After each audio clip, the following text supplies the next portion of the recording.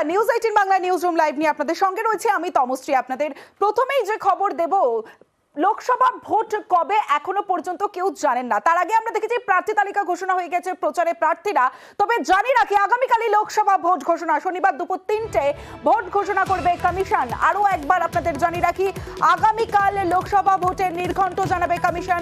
543টি কেন্দ্রের ভোট ঘোষণা আগামীকাল। সরাসরি চলে যাব, মৈত্রী রয়েছে আমার সঙ্গে, মৈত্রীর সঙ্গে কথা বলবো। মৈত্রী, যে বিষয়টা তোমার কাছে জানতে চাইবো, দুটো বিষয়। এক হচ্ছে যে এখন সব থেকে বড় প্রশ্ন, এবং রাজনৈতিক দলগুলো তাকিয়ে রয়েছে যে বাংলায় ক দফায় নির্বাচন হতে পারে সেই সম্ভাবনা।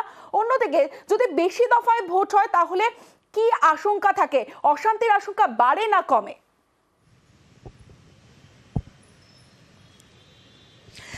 দেখো, প্রথমত যদি রাজনৈতিক দলগুলির বিষয়ে বলা হয় তাহলে একেবারেই রাজনৈতিক দলগুলি কিন্তু তাকিয়ে রয়েছে রাজ্যে কদফায় ভোট ঘোষণা করা হয়। তার কারণ একদিকে যখন আমরা দেখেছি তৃণমূল কংগ্রেসের তরফ থেকে দাবি করা হয়েছে এক দফাতেই ভোট করানোর, এবং তারা সেই দাবিটা কিন্তু লিখিত আকারেও জমা করেছে। অন্যদিকে তখনই বিরোধীদের তরফ থেকে একাধিক দফায়, বিজেপির তরফ থেকে যেখানে বলা হয়েছে অন্ততপক্ষে 7 দফায় ভোট করতে হবে, তেমনই দেখা গেছে বামফ্রন্টের তরফ থেকে, কংগ্রেসের তরফ থেকেও কিন্তু একাধিক দফার আবেদন জানানো হয়েছে।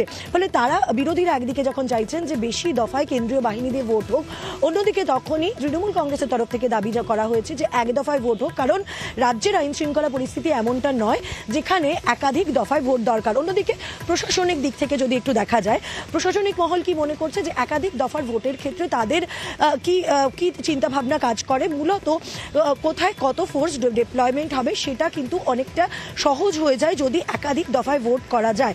যত ওপর থেকে নিচে নামা যাবে, অর্থাৎ উত্তরের জেলাগুলি থেকে যত দক্ষিণের জেলাগুলির দিকে আসবে, তত কিন্তু দেখা যাবে যে বুথের সংখ্যা উত্তরের থেকে দক্ষিণের জেলাগুলিতে অনেক বেশি। যদি কলকাতা, উত্তর দক্ষিণ 24 পরগনার দিকে দেখা যায়, সেখানে বুথের সংখ্যা অনেক বেশি, এবং সেখানে প্রত্যেকটি বুথে যদি কেন্দ্রীয় বাহিনী রাখতে হয় এবং সেখানে কেন্দ্রীয় বাহিনী ডিপ্লয় করতে হলে তার জন্য অনেক কেন্দ্রীয় বাহিনী প্রয়োজন হবে। ফলে সেই জায়গায় দাঁড়িয়ে যদি একাধিক দফায় ভাগ করা যায় এবং উত্তর দক্ষিণবঙ্গকে আলাদা আলাদাভাবে ভাগ করা যায়, সেক্ষেত্রে ডিপ্লয়মেন্টের ক্ষেত্রে অনেকটাই সুবিধা হয় প্রশাসনিক ক্ষেত্রে, এবং সেক্ষেত্রে আইন শৃঙ্খলা কন্ট্রোলে, অর্থাৎ আইন শৃঙ্খলার যে পরিস্থিতি রয়েছে এবং সেই নিয়ন্ত্রণে রাখার ক্ষেত্রেও কিছুটা সুবিধা হয়ে যায় প্রশাসনিক মহলের।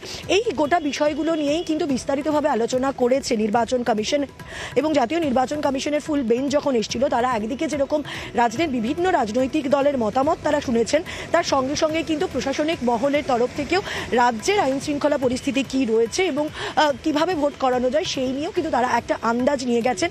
সেটা নিয়েই আজকে বৈঠক হয়েছে চূড়ান্ত।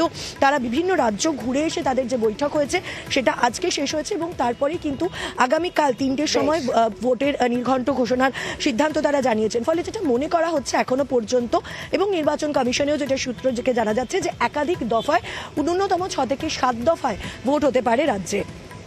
বেশ মৈত্রী, অর্থাৎ এখন থেকে ঠিক 18 ঘন্টা পর ভোট ঘোষণা হবে। এখন রাত 9টা, কাল দুপুর 3টায় ভোট ঘোষণা করবে কমিশন।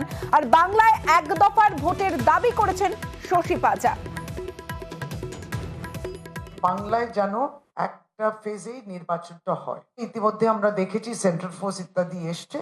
এই সেন্ট্রাল ফোর্স গুলো দেখুক ভালোভাবে ইলেকশন, সর্বত্র সারা ভারতবর্ষে ভালোভাবে হচ্ছে। শীতলকুচি, কুচবিহারেতে যারা ভোটের লাইনে দাঁড়িয়েছিলেন 3 জন নিরীহ ভোটার, তাদেরকে গুলি করেছে, তা মারা গেলেন। ভোটারদের হেনস্থা করা কিংবা প্রভাবিত করা কিংবা ধমকানো, ইন্টিমিডেট করা, সেগুলো কিন্তু চলতে পারে না।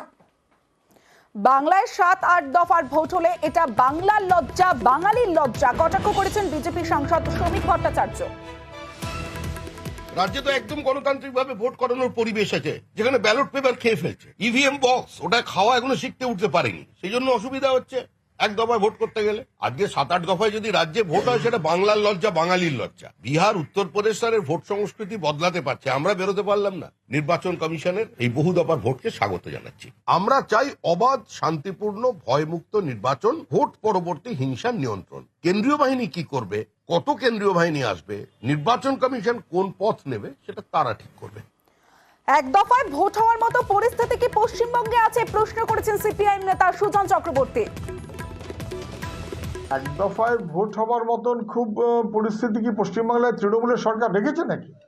যখন পশ্চিমবাংলায় বামফ্রন্ট ছিল তখন মুখ্যমন্ত্রী কিন্তু বলতেন 8 দফায় ভোট হতে হবে। এখন তো হাল খুব খারাপ। প্রথমে 1 দফা, না 920 কোম্পানি, এগুলোর চেয়ে বেশি ইম্পর্টেন্ট হচ্ছে মানুষ যেন নিজের ভোট নিজে দিতে পারে।